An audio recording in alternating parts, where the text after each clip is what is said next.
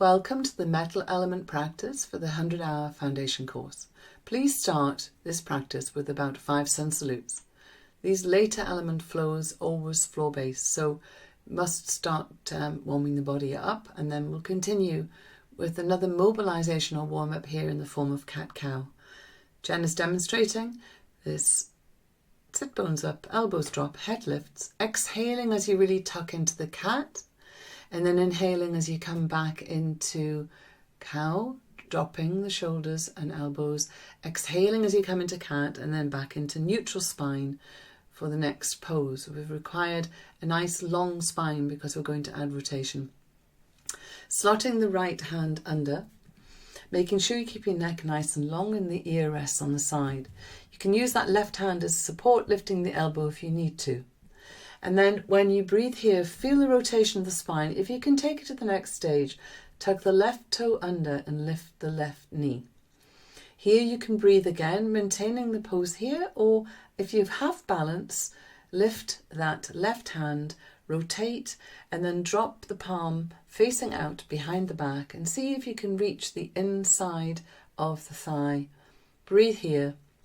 A little bit of core stability required so you don't lose balance, lifting the hand to come out of it, dropping down, dropping the knee and rolling off the side of the head, exhaling slowly into cat, tucking the navel in, and then coming into cow, stretching through, and then back into neutral spine.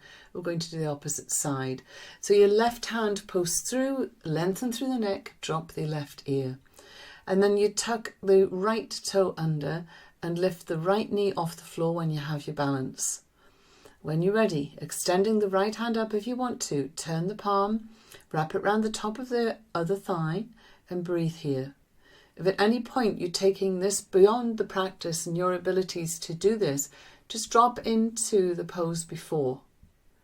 Drop your hand down, drop the knee. As you inhale, roll up, back up into cat.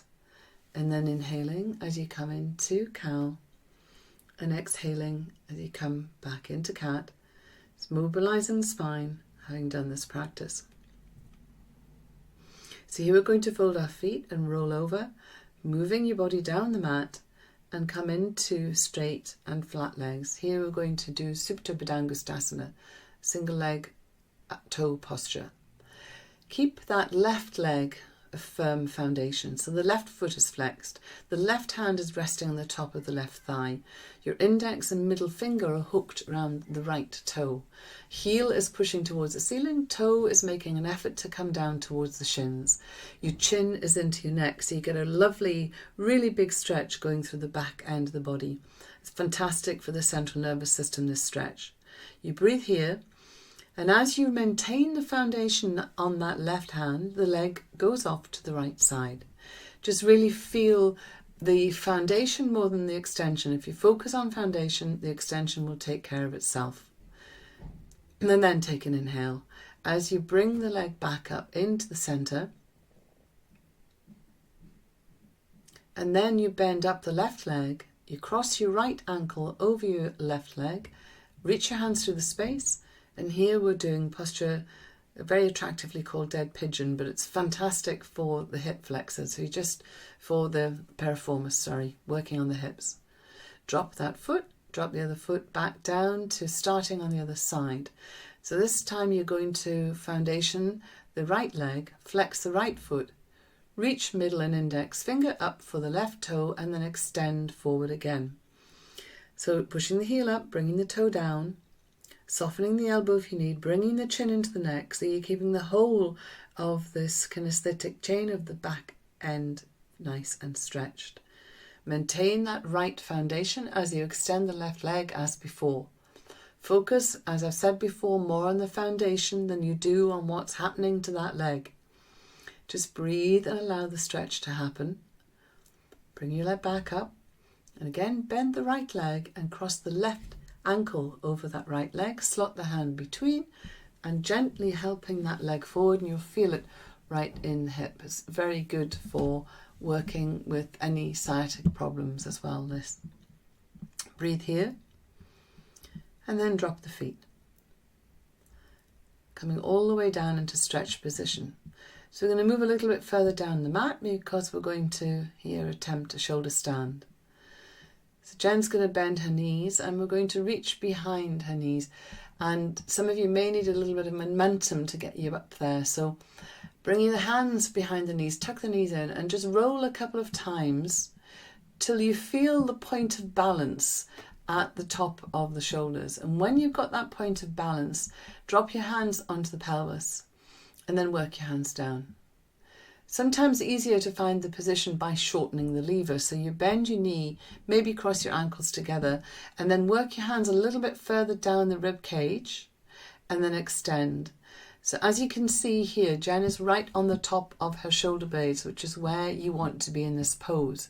If you're not quite there, you can bend your knees again, cross your ankles, and work a bit further down to get onto those shoulders with a shortened lever. It's easier.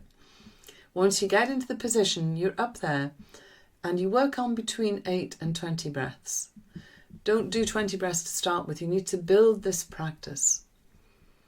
Make sure you don't move your neck, but you have space in your neck. You don't prop your neck with any blankets or any cushions or anything. You just have a nice lordotic curve in your neck.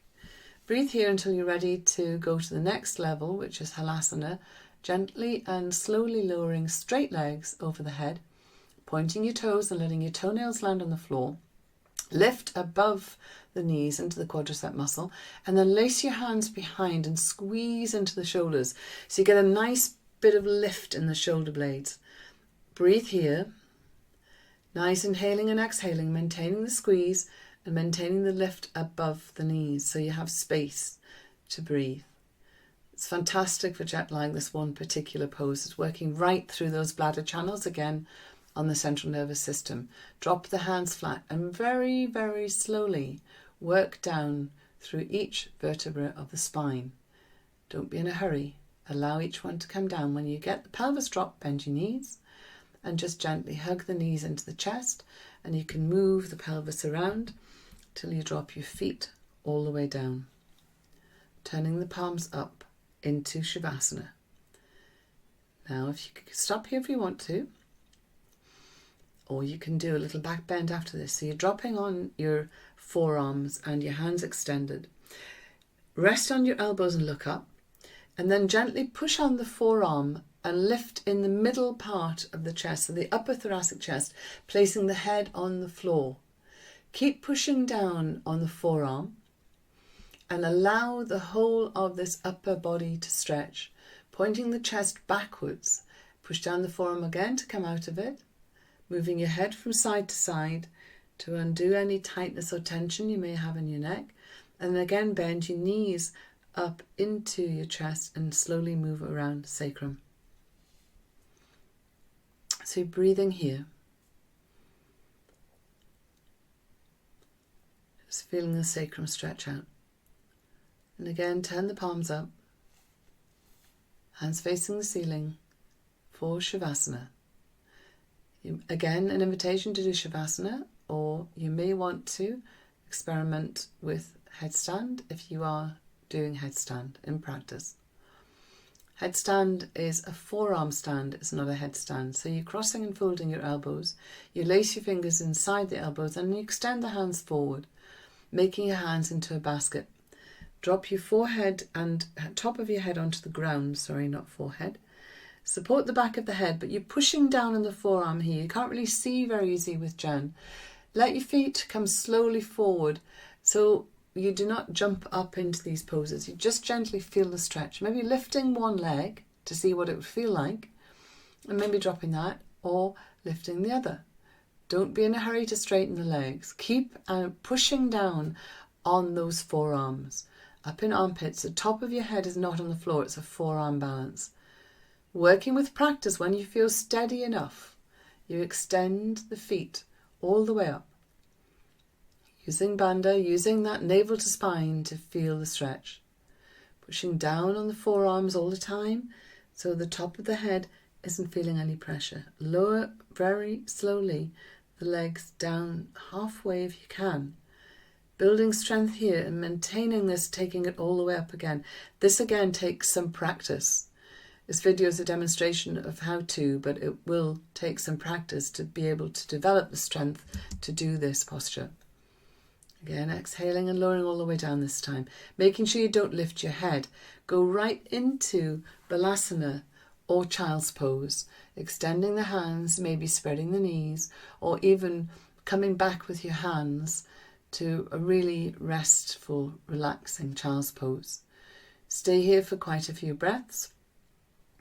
And then from this, maybe returning into Shavasana, turning the palms up, covering yourself in a blanket, and taking some nice deep breaths. Thank you.